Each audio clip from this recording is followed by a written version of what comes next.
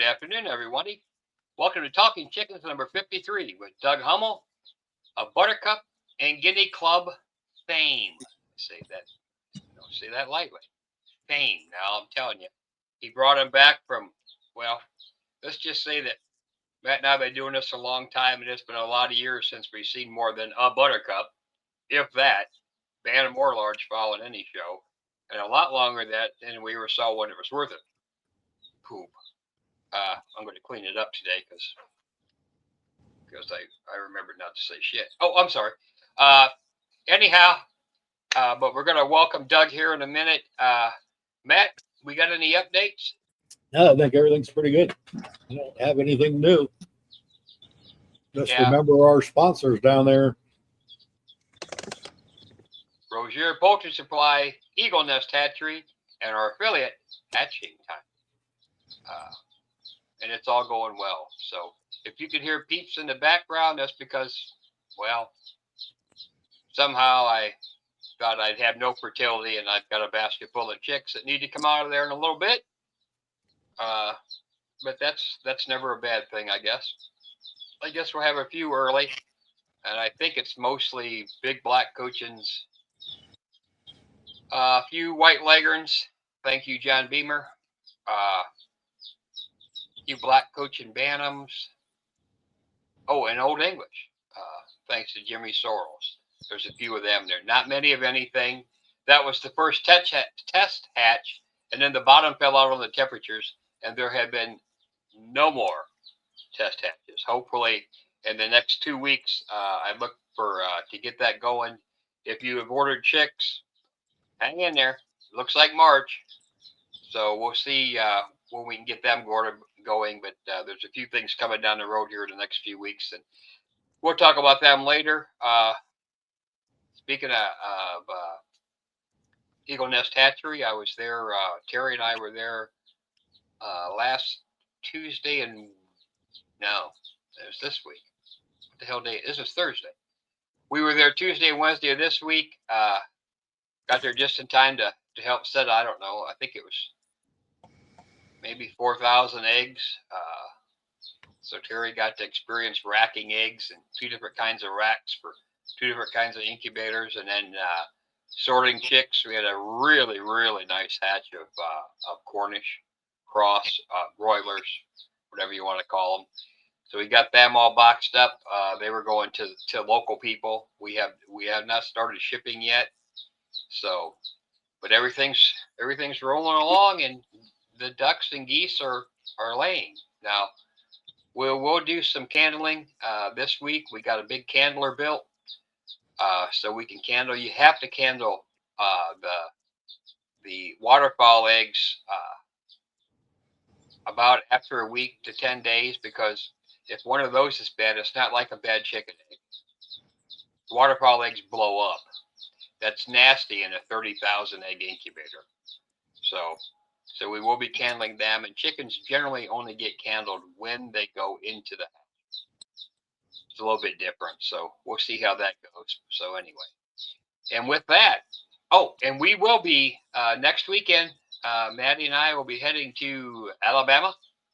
We're judging the Friday night show in Anniston. The money show should be a great time. Hopefully the weather cooperates. At this time, it looks like it's going to be in the 40s. That'll be different. So we'll be there. We hope to see a lot of you there. It's their 60th show. They got a lot of neat things planned. So if you're going to be in the area or can get to the area and just want to get away from home, come on down and visit and join in. Be a really good time. With that, welcome, Doug Hummell. How are you? Pretty good. How are you? We're doing pretty good. Trying to. I'm really tired as hell of breaking ice, but other than that, things get a little slack. You make sure they got watered. You make sure they got feed, and you throw a shitload of eggs away because you don't get there in time. I mean, I probably could get there in time, but I just I can't. I don't want to do that anymore. So we'll get that straightened around here soon. But anyway, good. We usually start this off the same way, Doug. You can go into whatever you like, but if you kind of gave everybody that doesn't know you, that's probably not from they got to see your stuff on Facebook and all that. You guys do a fantastic job of promoting the Buttercups and to a lesser extent the Guineas and the White Faced Black Spanish Club. I know you help Ray with that and everything. So, but if you want to tell us, how did this all start first? Well, like a lot of people, I started out and I wanted chickens and just egg chickens in the yard. So, of course, I went to a hatchery and I bought every single breed they had, um, two of each, and I was gonna breed chickens and I was gonna, make $1 million. And I I ordered from Meyer Hatchery, and they gave it was a meal maker. I don't know what you get a free chick, and my free chick happened to be a Buttercup, Really? and so I we grew them all up, and the plans of breeding chickens didn't work out, but we had eggs. But I fell in love with this Buttercup, and she was just terrible quality. she she didn't have a rose or didn't have a closed comb or anything like that, but I loved her. She was flighty, and I I fell in love with her. So I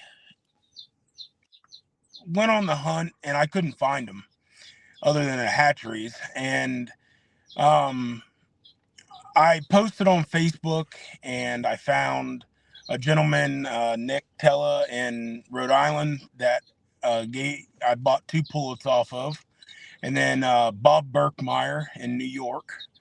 Um, I got a trio off of him, and that's how I got my start in Buttercups. And it's all been uphill from there. I I have I started last year and hatched about 200. Um, I got it narrowed down to I have 11 hens, large fowl, and 11 hens bantam.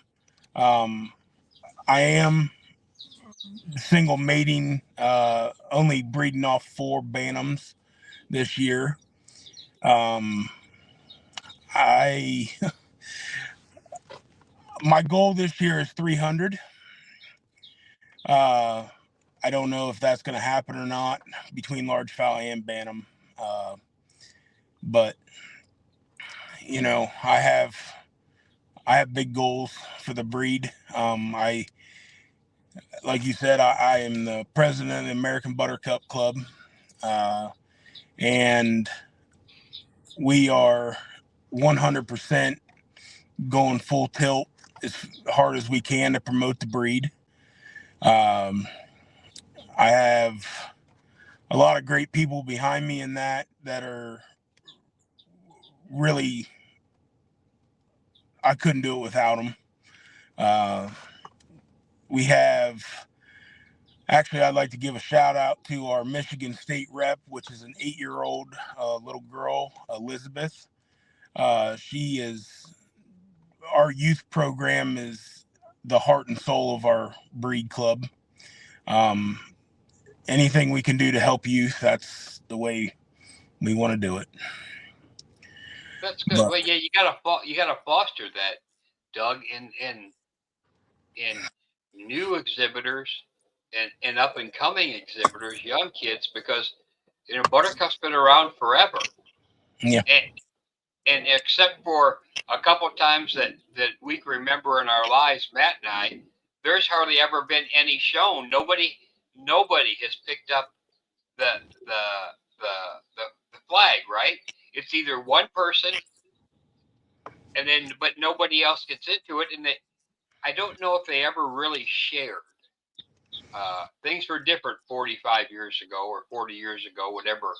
W.C. Fields and he had them. I mean, he promoted greatly, but basically he was promoting himself and his Buttercups and stuff. Nothing against him, He was a hilarious person to be around, which I think you had to be if you had Buttercup at the time. So, but I mean, I think that might be a lesson for anybody that wants one of the rarer, less shown, less understood breeds. Is just don't give out your publicity for what you've got, but help other people get it, foster an interest in them.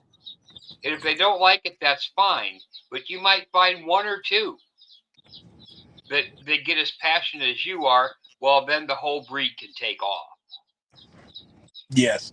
I have to also thank Matt's daughter Emily. She judged our essay contest. We had 8 participants, and I can't remember the little girl's name who won off the top of my head, but she got a pair of Buttercups, and I'm donating a dozen eggs to either large fowl or bantam to all the youth that entered that. So we're hoping that fosters a little bit more. This year we're gonna definitely do another one. It was a huge hit. It was I I was blown away by how many people said that was something that they never thought of. That was my wife actually came up with that idea.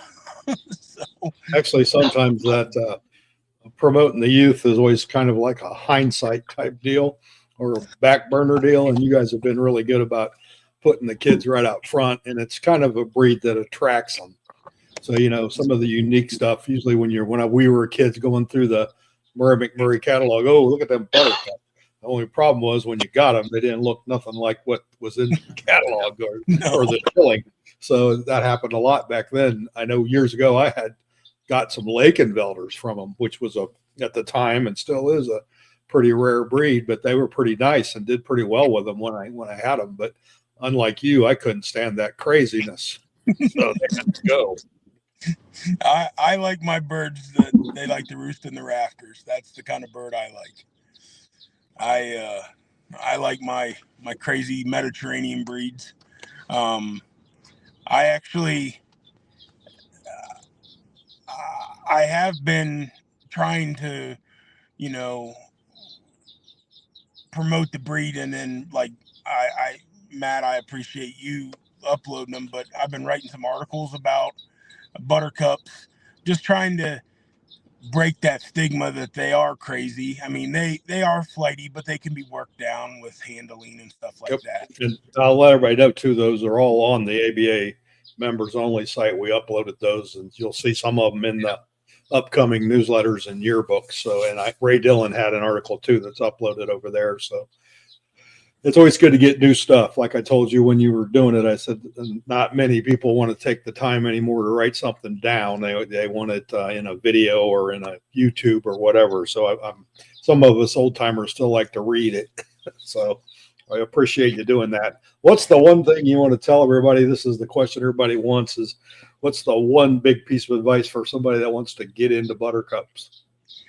So the one thing I would suggest to everybody is don't get them from a hatchery until you know what you're looking for. There is some hatcheries that I know that have got from other lines, but there is very good breeders out there. They're Torrey Lima, all of them up in the Northeast. Find a reputable breeder that is going to help you through all of you will face trials with the birds. There's a lot of the pattern is hard to work with. The combs are hard to work with, but if you look at it as a challenge, it makes it a lot more enjoyable. I've heard on the podcast that people say, the white birds always win. It's because it's hard to find faults in them. But the Buttercups, they're hard to work with, but I promise they are a very rewarding breed when you start to see your breeding come to fruition. I guess the first step would be joining. If you're having trouble finding them, or you want to find them, would be to join the Buttercup Club, because Well, you guys yeah.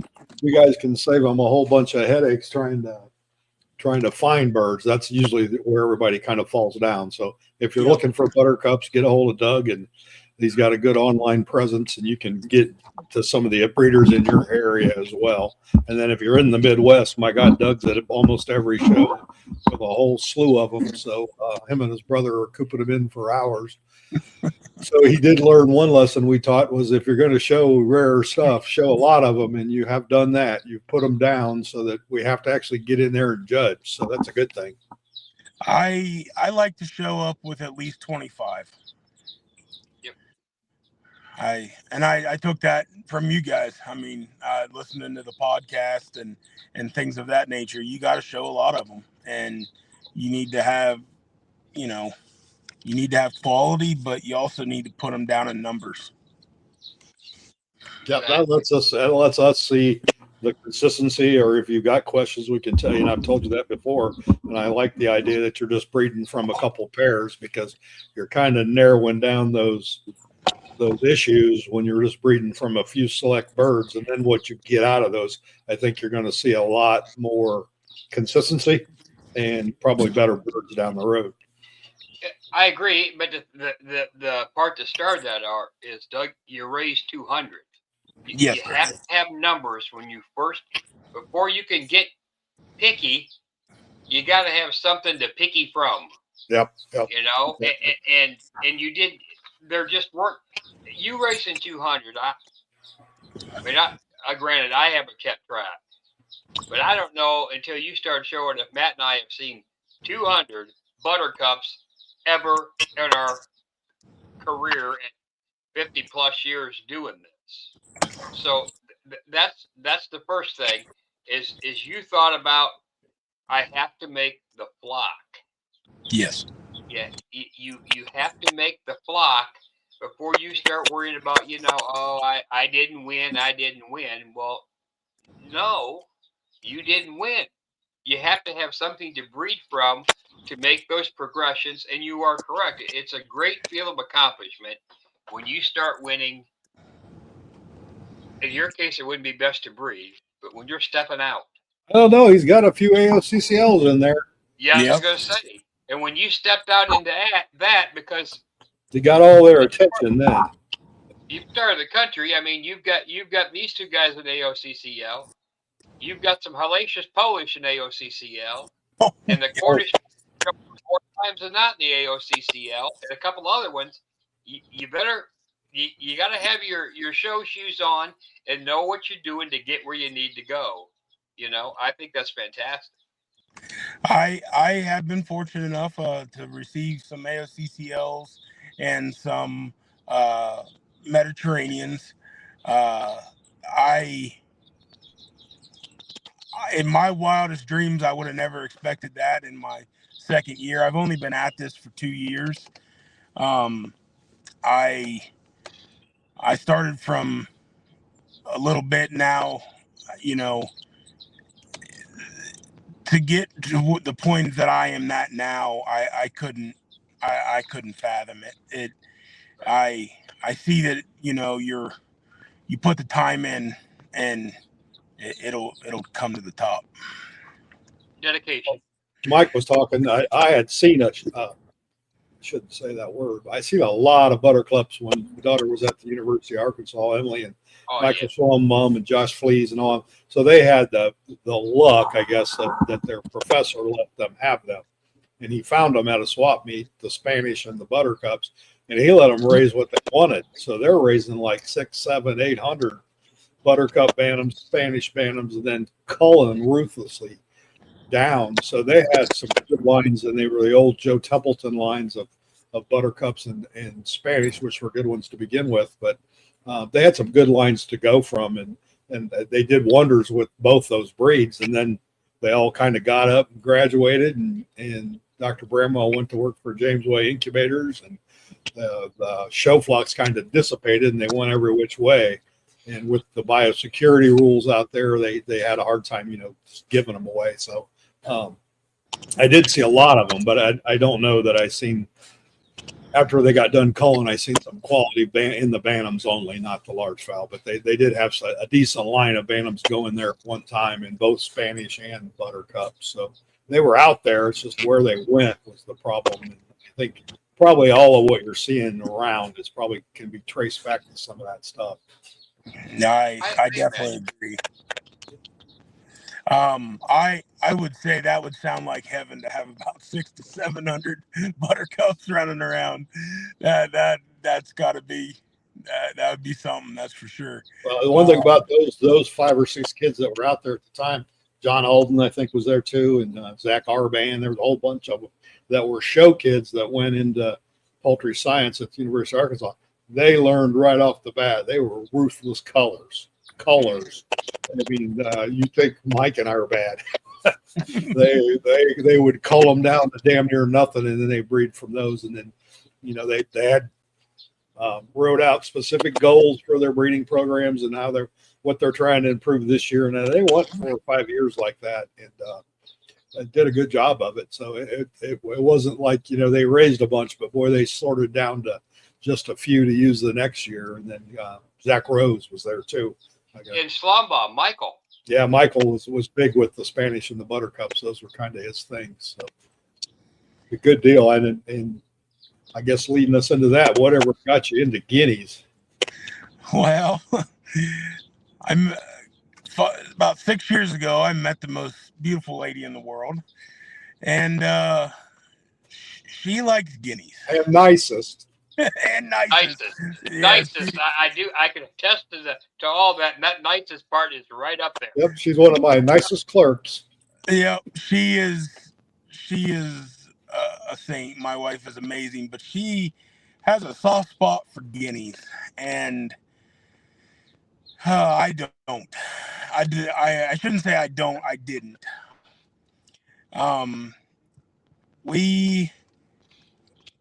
She got a couple pearls, and she was looking for a breed of chicken to show herself, and I was like, okay, she wanted Sumatras, and that wasn't good. I didn't want that, and so she decided to show some guineas, and she ended up doing pretty well. Yeah. And now we have about 40. It's loud. It's loud peace around here. No peace. There's no peace. No. But we currently have pearls, whites, and some lavenders. We have been very fortunate to do very well with some of our guineas. And so her and I were sitting one night and decided that we should, there is no Guinea Club. So we started the American Guinea Fowl Association, which has absolutely exploded with members, free membership. So anybody who wants to join that, be sure to hit me up, along with the Buttercup Club, free admission to all. And so with the guineas, I'll jump in there. They have a free membership, but I don't think there's a club around that gives away any nicer rosettes and awards than what you guys in the Spanish Club and the Guinea Club give at your shows when you got your little tables set up there. They're just gorgeous. So the members have really come together to support the awards with a no dues situation. Yeah. Yes. We are very fortunate enough. Lori Ashley, she donated most of actually all of our ribbons last year. And we have very good fundraising going on all the time. We just thought that a free membership was what everyone needed. I mean, there's a lot of clubs out there, and everybody gets $20 here, $20 there, and we figured we'd just, be different. So Good deal.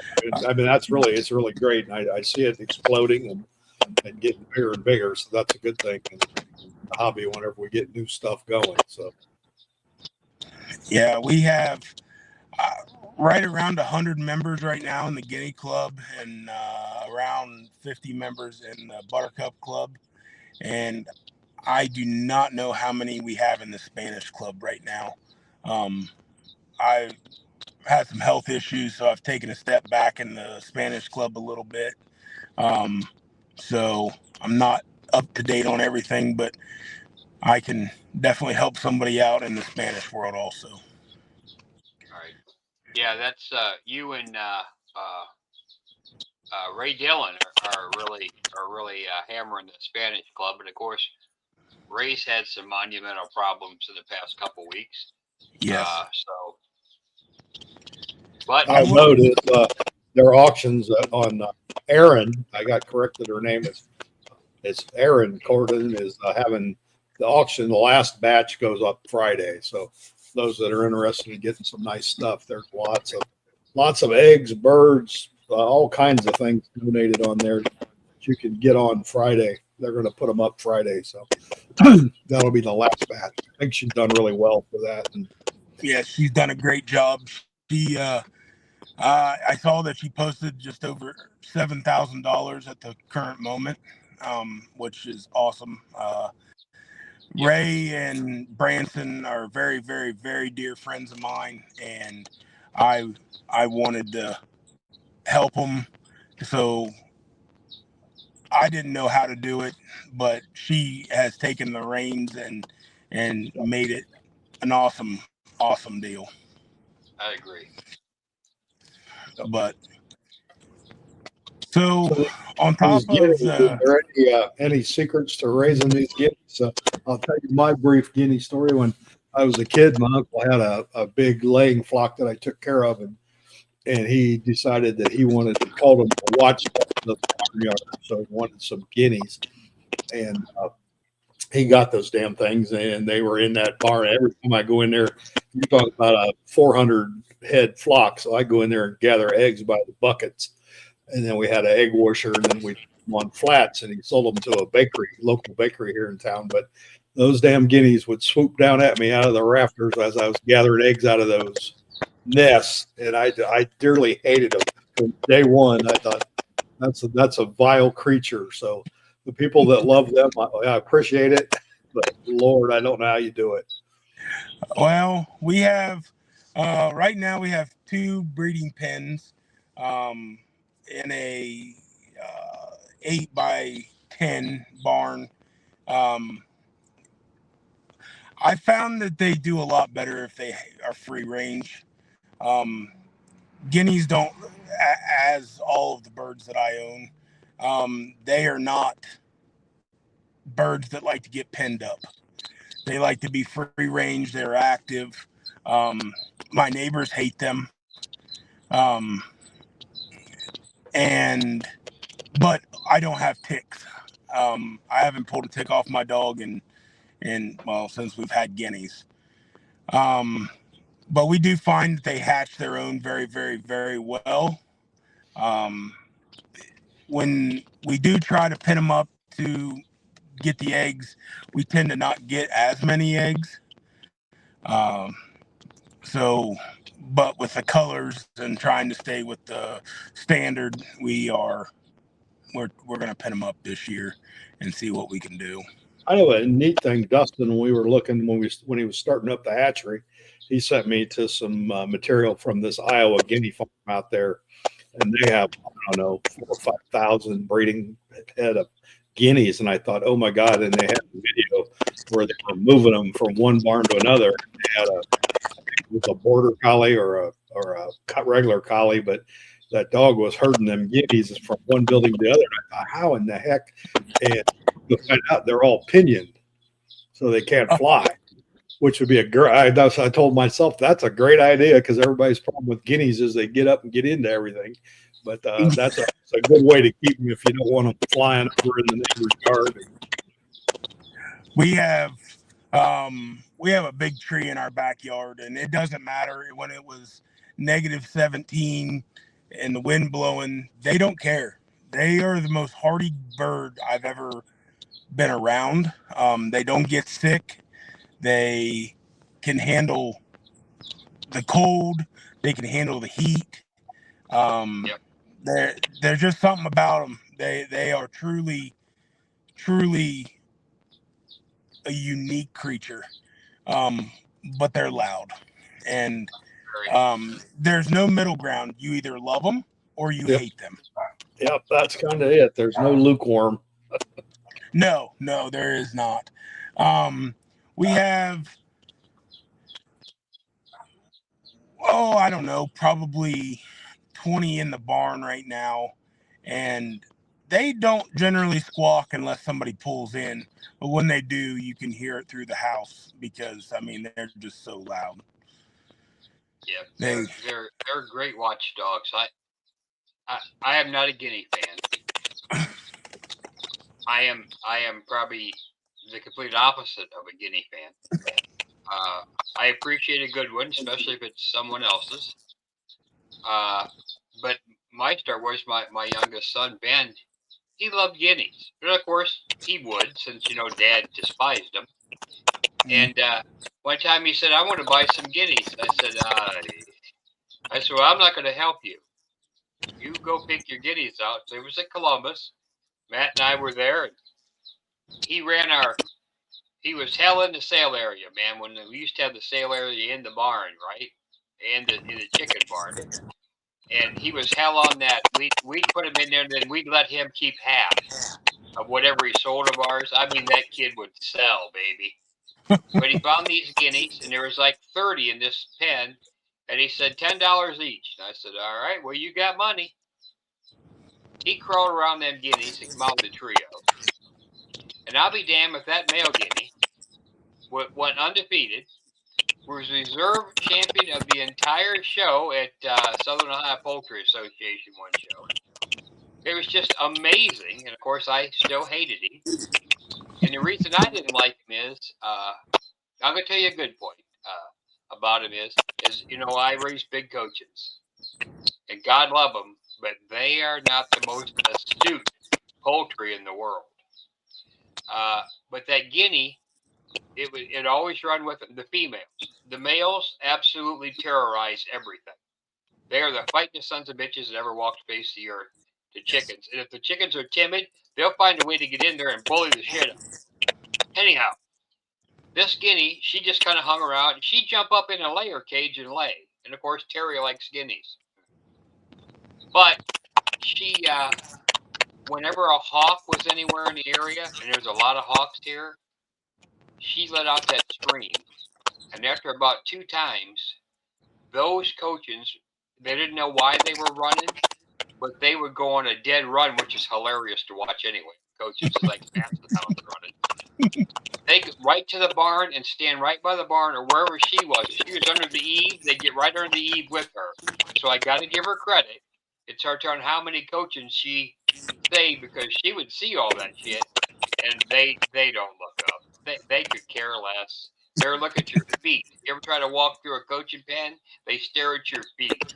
They never look up. So, Feed. They're looking feed, for yeah. food. Yeah. Food, yeah. That's why you got to kick them out of the way. We have some. We actually have about. Well, we're going to the Western Kentucky show here in the end of the month. I think we have 21 guineas entered. We actually put them in Bantam coops for about a week to feed them and water them.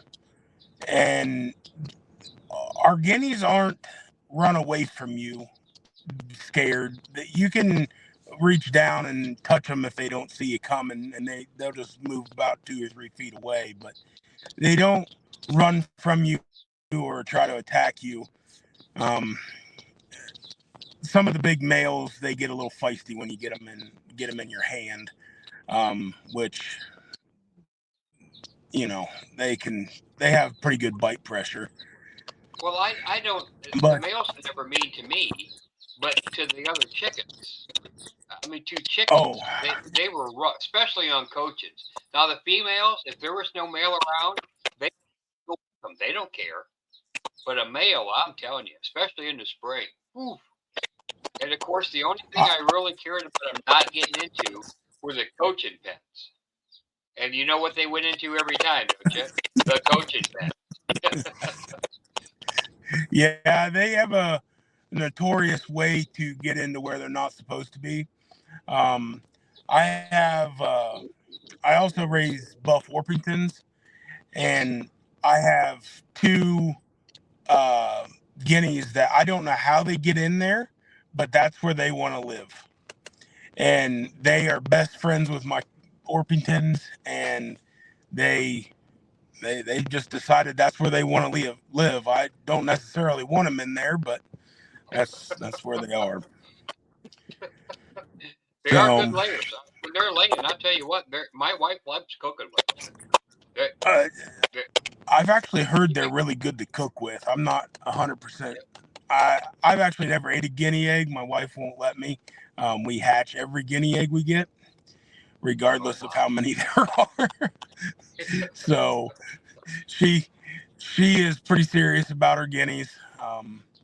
So we don't eat those, but we don't eat. And I'm the same way with buttercups. We don't eat buttercup eggs. They're too valuable. Gotta have priorities, Doug. Yeah, Gotta have there you go. priorities. Well, you're fairly new to this whole exhibition poultry nonsense, Doug. So you've been in it a couple of years. What's your impressions when you started and how it went? I guess we always like to hear Well, the perspective of new people. We have a lot of old timers on here all the time, but I always like to hear what the new people think. my first show was the Ohio National. Oh, you started right at the And top. yeah, I started, and to say I was overwhelmed is an understatement. When my wife and I walked in, uh, I had been to the Ohio National, but like everybody else, um, I like to go to the sales area, so I was in the sales area most of the time. Um, so I really never spent a lot of time in the show hall. I was overwhelmed, and I had a couple guys that came up and talked to me, and to the camaraderie I thought was amazing. And now that I'm in it even more, I couldn't. Most of my friends are chicken friends, um, but there's a lot of shows around us. We're very fortunate, and I've got. Uh, I don't know how to say this. When I started, I was there was a couple people, the haters, you'll never win, and that got me kind of down. But the first thing I recommend anybody to do is join the APA and the ABA. I mean, there's no way around that. You want to If you want to get your points, you want to read the articles, you want that's a must. Um, and subscribing to your guys' podcast too. I think. Yeah, you kind of come in hobby the middle of it, I guess.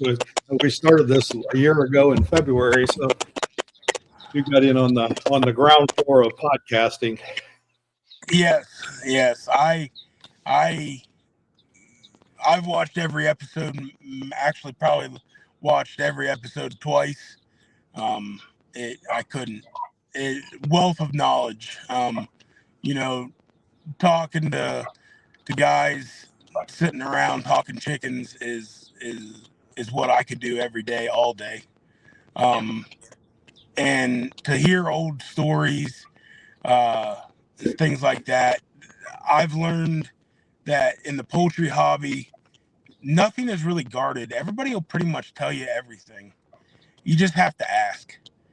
And You can't be. We've said this before. You can't be bashful in this. no, you But can't. if you ask, 9 times out of 10, most people will help you out, or if they can't help you, they'll point you in the right area. Yes. And a lot of people, I focus on one breed. I just, like I said earlier, I'm just now getting into my Buff Orpingtons, but focus on one breed and let that breed take you farther into it, and you can get better quality chickens. And you guys say starting on third base. I got lucky. I got some really good Buttercups. I didn't start with the hatchery Buttercups, and I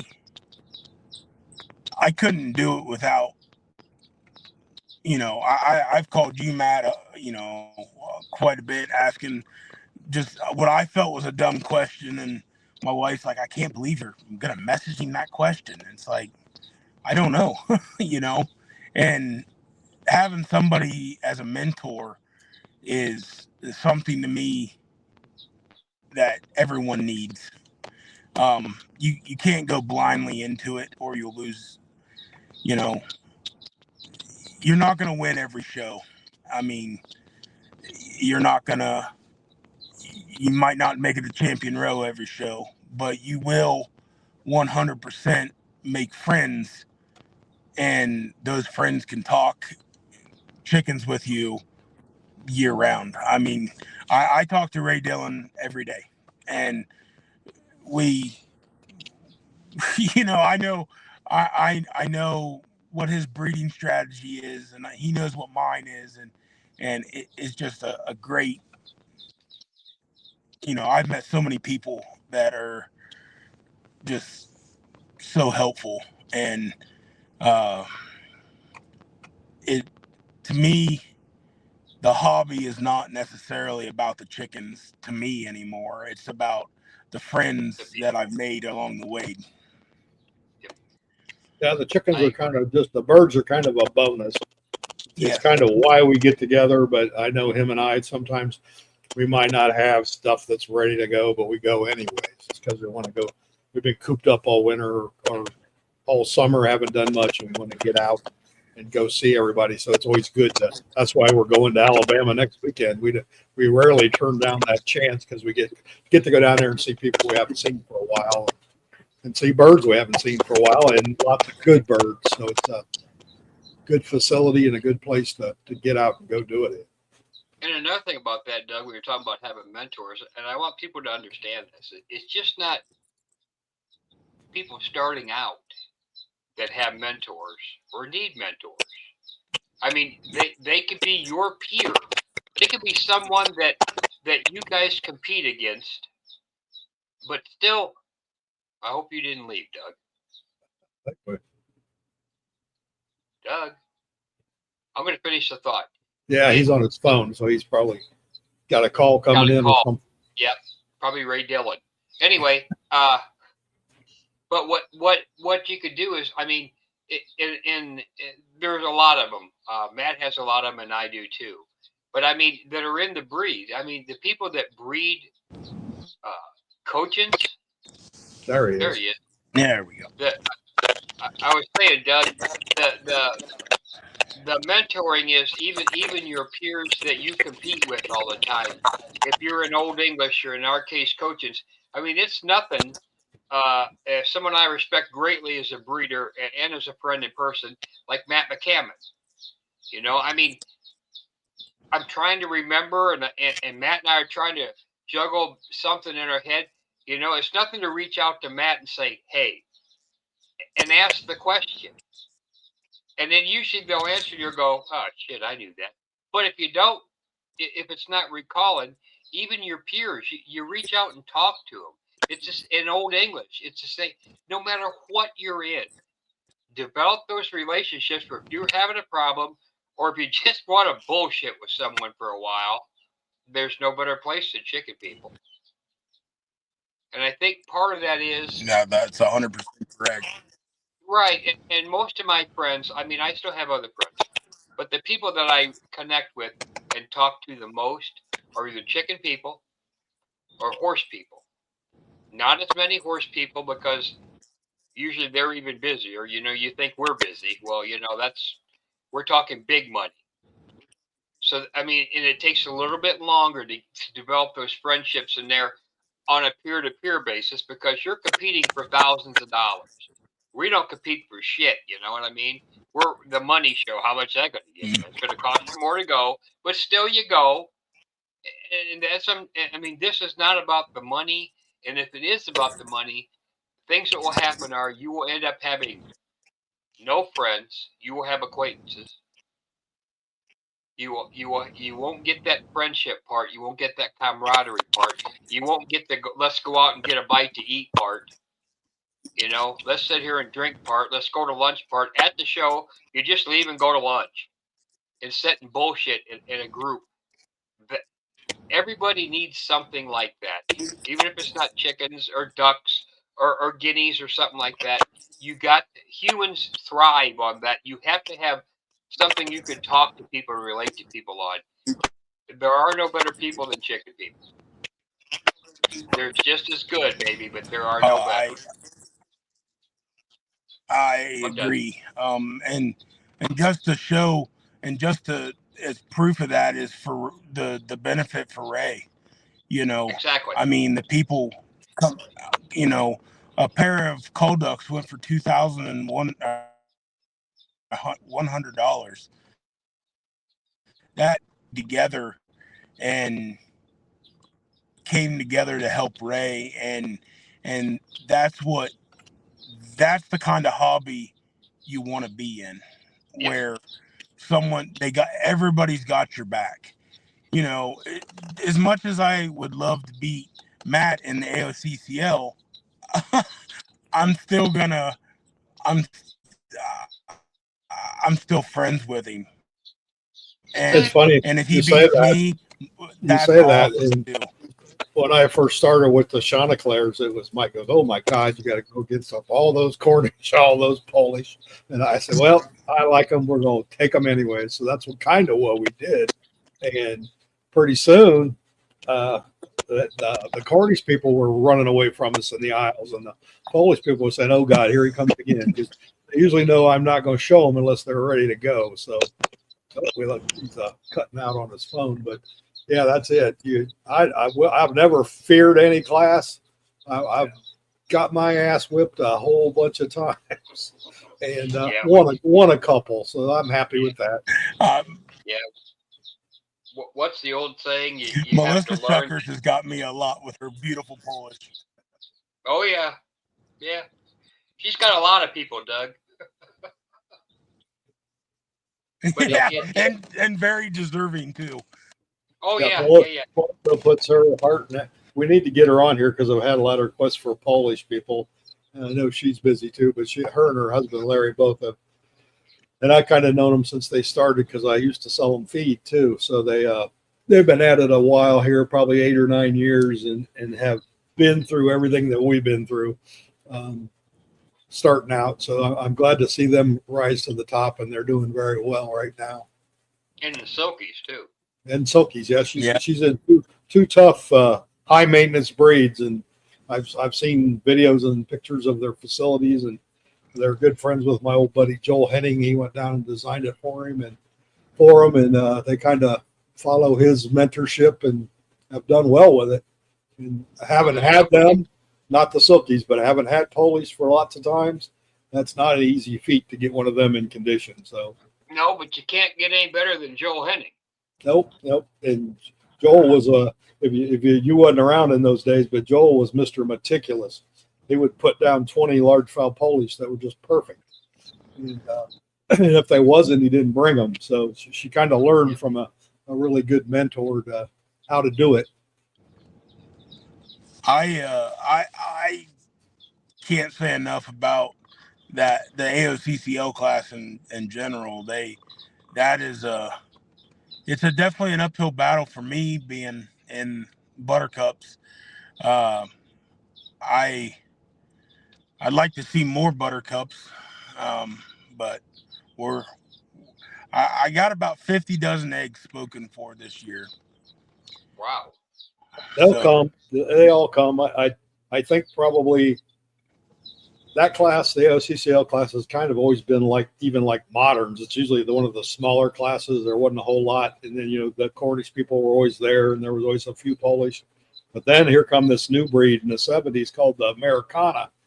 Everybody's, oh no, they'll never make it. Well, now you're seeing lots of Americanas go AOCCL, and Buttercups will get there too, and they have. I mean, we've seen them get to the top. So you never know what's going to happen at a show, because maybe the Cornish are out or not in condition, or the Polish aren't either, and then, hey, we got this nice Buttercup over here. So it gives the judges another breed to look at, and that's a good thing. And if there's enough of them in there, they actually got to go judge them. And I think I told you that, and that's what you've done. And I've had to judge 40 of them, so I know, and have to be able to justify to you why I picked this one over that one. So that for us is fun, because then we have to work, especially if it's something that we don't see a lot. I was lucky enough to have a little experience. It's not something I'm totally oblivious to. So I know what they're supposed to look like, and I know that it's hard to get one to look like that. So, you had a couple of pullets that have been pretty close and that I've seen. So, yeah, I have a very strong pullet line. My cockerels, I could use a little work on them. The color, that's such a hard thing to work with. Yep. But that's very much coming along. We had our national meet at the Northeast Poultry Congress, and I was fortunate enough to get overall Buttercup. Not overall, I'm sorry, reserve overall Buttercup. But the overall champion, she had just about the best color I've ever seen on a Buttercup. It was absolutely stunning. well, I think you're going about it the right way with just narrowing down your gene pool and your focus on just your best birds, and bring them points out. And I think in the next couple of years, you're going to see more consistency, and you can fine tune the rest of it a little bit more that way. So I think you're coming, and it's good to see somebody working with them. It's haven't been a fan of some of the oddball stuff over the years. It's always a challenge, and we've lost so many of those guys that were really good at it. Dick Grubel, Earl Jones, all the ones that Harry Hallback, Wilbur Stopper, all the ones you could. Tim Bowles is still with us. All the ones you could go ask questions about how to do this and that, and you're kind of missing some of that in the Buttercups, because a lot of those people are gone. But you'll get there. And sometimes it's just you got to learn it yourself. Yeah. I actually, that is one thing about Buttercups that to me is I'm learning as I go, and I've always been taught that you should always learn something every day. One thing I've learned this winter is Buttercups are a little difficult in the winter with their combs. I've lost some combs this year, but luckily it was in my. I think Mike said that you guys like to keep a lot of males. I took that to heart. I kept. I don't even know. I have 20 males. And Wow. We don't judge. I don't. It's hard for me to call down the males because I'm new, and I'm having this is calling the males is kind of hard for me. But the females I'm pretty good at that. Not as good as my wife. My wife picks chicks right in the brooder, and then they end up being she can pick them pretty well. But yeah, Buttercups are the most rewarding breed of chicken that I've ever worked with. And when we free range them, there's nothing better than seeing a huge flock of buttercups running around. Good deal. But yeah, I wanted to talk about my Buff Orpingtons a little bit. Go ahead. I'm just getting started, and I'm going to be getting some from Eagle's Nest. You guys talk pretty highly of their birds, and that's something that I wanted to. I definitely need more. I only have 2 hens, but my wife is 110% against the Buff Orpingtons. But I told her that I was against the Guineas. So I get a pass. But if anybody has any experience with that and would reach out to me, I'm kind of at a loss on these big birds. I don't really know what to do. Doug, we can take care of that. I've messed with them on and off for years, so after we get done here, it's no big deal. You got a question, just message me. Right. With the Eagle's Nest bird, so we actually got to go to Knoxville with Dustin and help him coop in because he had just us 3 and he had a pile of them. And I had told him down there, I said, that Buff Orpington male is the best Orpington you got. And I think I kind of hurt his feelings a little bit because he's a black Orpington guy, but the Buff ended up going best of breed. So, and that bird's over in the breeding pen. So he's got a really nice, good flock of them. Plus, Terry Britt wasn't no slouch in Buff Orpingtons in the day either. And, Terry's helping him along too. So I don't think you could go wrong. If you're going to buy Buff Orpingtons from a hatchery, definitely buy them from him. Yeah. I don't think you'll do any better. Just give you a heads up because Doug, I'm there several times a week now, and soon I'll be there. I'll be there every day, and that's basically my job. Besides all the other jobs, is the exhibition blocks. So you need something, you just let me know. I definitely will. I could definitely use the help. Well, you get feeling better and it gets better weather out, Doug. Drop me a line and we'll figure out a day, and how about you just come on up and look them over. It's a lot easier to tell you things when you're looking at it right in front of you. No, I definitely will. Yeah, he's not that far away either. Oh, so he's hell no. totally close. Yep. So you just run up 71 from where you are, I think, probably, Doug, and there you are, about an hour. Well, it's an hour to Columbus from there. So it's interesting. Now we're busier than hell right this minute, and which we will be for quite some time. But we can find a day or something when you get feeling better and get all this stuff done, your testing and everything done. You just let me know. I will for sure. All right. Always willing to help. If we can. All right, we got anything else? I do want to say one thing I forgot about at the beginning, of course. Our good friend Nate Reinish is going to be on Sunday. We're going to talk about geese. Pretty much geese in general, but we will have some breed-specific stuff. So it'll be Sunday evening sometime. So he's got a rabbit show in the daytime, and when he gets back, he's got some things he wanted to talk about. So that'll, for those that wanted geese information, we're going to have some more geese. Yeah. More waterfowl. A lot of waterfowl being shown. And let me say here at this time, if you enjoy what you're watching and you haven't yet subscribed, please subscribe to YouTube, Spotify, and the M&M Facebook page.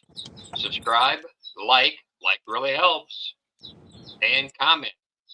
Try to get to some comments. I don't get a lot on YouTube, but I get a few. So I try to, I go 3 times a week there and do it. I'll do it when I upload, and this for YouTube, but we try. So reach out.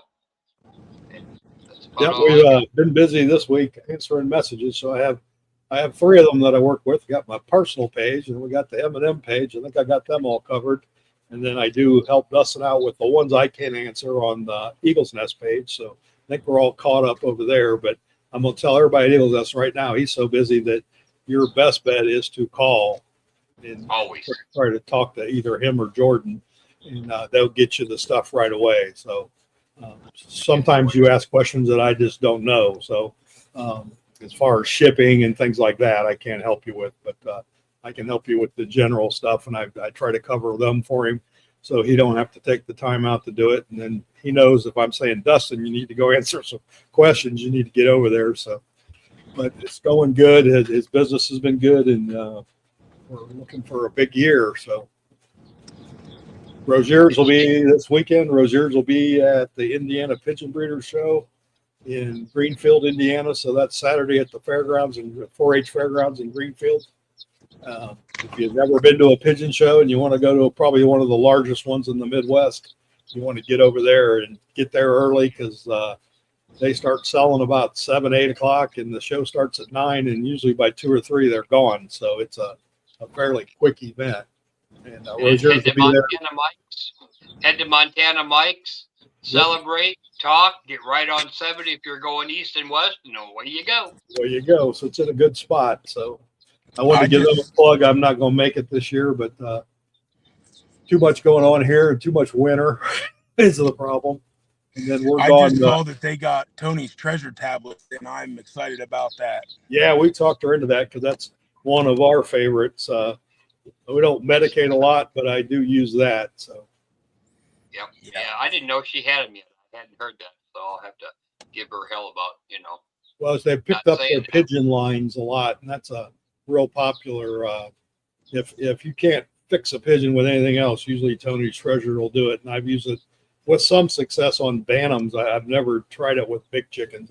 You may have to get more than one, but no, you do. You got to get. Yeah, I give my large fowl 2.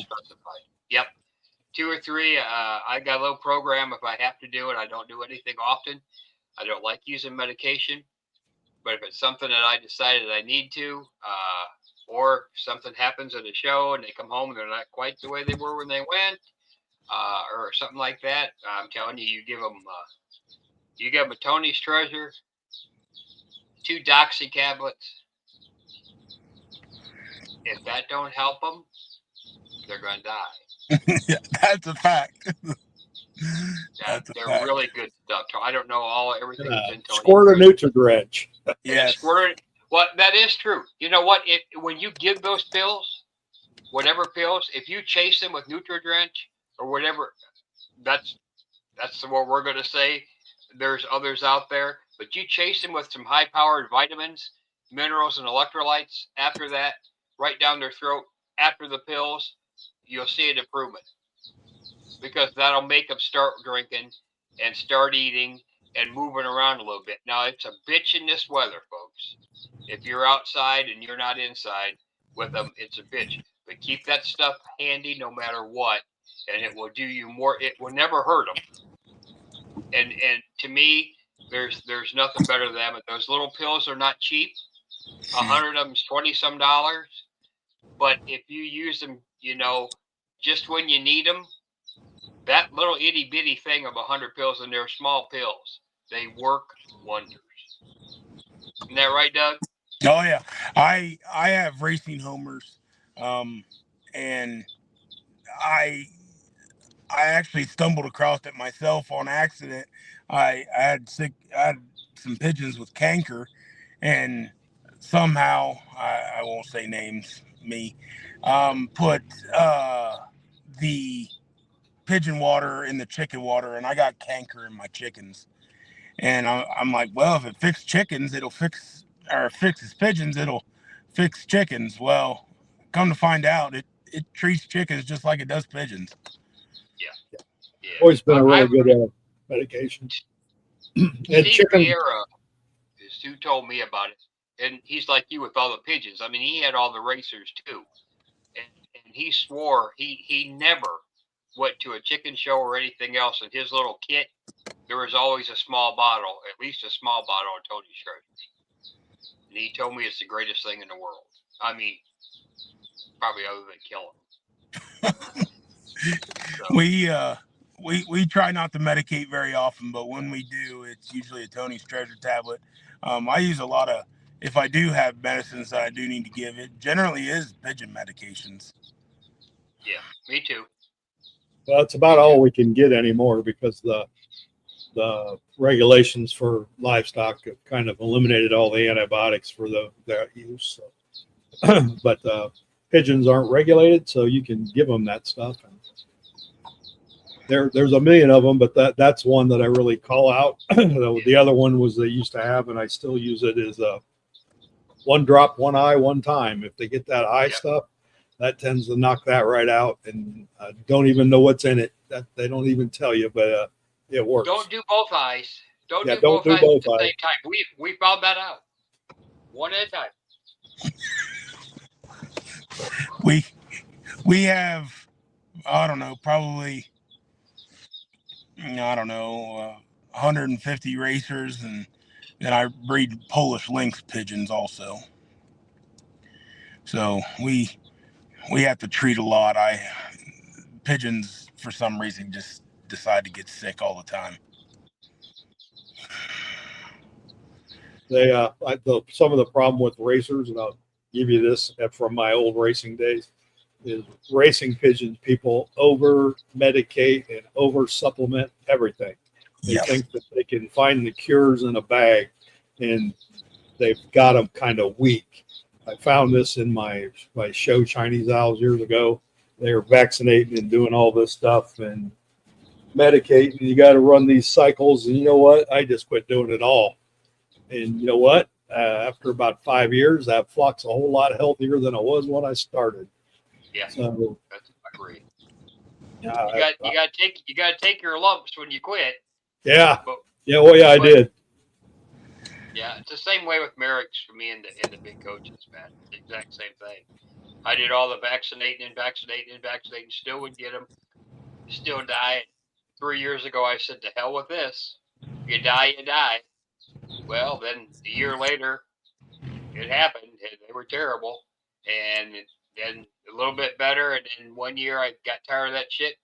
I kept 2 trios. I made it from 2 trios, raised 75 chicks, and lost 1. So it will come. But man, it's an ass whipping while you're getting there. But you got to keep fighting through it. Yep, we've kind of went over that before about Merrick's, and this was a good year, so we're curious to see what happens next year, or this year. Be better. Doug, thanks for coming on, my friend. Yes, thanks, I appreciate it. We lost your video there, but I can still hear you. So, my wife was calling me. Yeah, that's the bad thing about phones. Usually, when a call comes in, it drops you. So, all right, Mike. Anything else? We'll let this go. We're good. Stay warm. The weather forecast to decide what it wants to do. Supposed to be 37 degrees tomorrow. Then I get an alert. They're going to have wind chills at 25 below, and I'm trying to figure out who the hell's right. I'm going to believe the first guy. I think in the night tonight it's going to get really cold, but in the daytime it's going to warm up. And then, we're leaving for Alabama next Friday. It says 40 on my future cast. So yeah, mine too. I hope it doesn't change. If it does, which will mean it'll be a sloppy, muddy mess. So, but I'm ready for that. So. That's right. You got to have that to have green grass. Yeah, there you go. Yeah, something else to cut, huh, Matt? You need another chore. By the way, Doug, don't forget, hit me up when everything is lined out and you get rolling there and you get a little time. Hit me up at the hatchery and we'll go over some stuff. All righty, I will for sure. All right, thank you for coming on. Hey, everybody, Buttercups and Guinea clubs and white-faced black Spanish, get involved. You always have someone to talk to. I do want to preface that we will take members, even if you don't have Buttercups or Guineas and you want to join just to see the newsletters. Reach out and I can get you on the email list. Good deal. Can't beat that. I always like free. Yes. Yeah. That's the best price of anything is free. All right, everybody, take care. Stay warm. Get those babies out. Go to hatching time. Get your new incubator. You always wanted. What the hell? Go do it. Get you an incubator in a hatcher. Go big. Well, I have to give the hatching time story. So I ordered 2 new sonicators for my humidity thing, and then I go over here and I think, well, that water tub's about empty. Well, it's working now, so it must have just decided it needed a rest. But it's I got 2 new ones coming, but it's working. So who knows? Yeah, it is not. There's more art to this than there is science. Yep. We think we know science. Third batch goes in Sunday, so 2 weeks from now I'll have chicks. So. M&M on the move. All right, everybody, take care. We'll see you when we see you. If you're not doing anything next weekend and you ain't got nothing to do, you're thinking, what the hell are we going to do? Alabama. Addison, Alabama. Come say hi. Right in the corner. Easy to get to from everywhere. Yes. So come down, have some food, have some Southern hospitality, and 2 Northerners. And I don't know what kind of hospitality you get from us, but we'll talk to you. Take care, everybody. Doug, again, thank you. Get better, my friend, and let us know when everything's good. Maddie, take it away.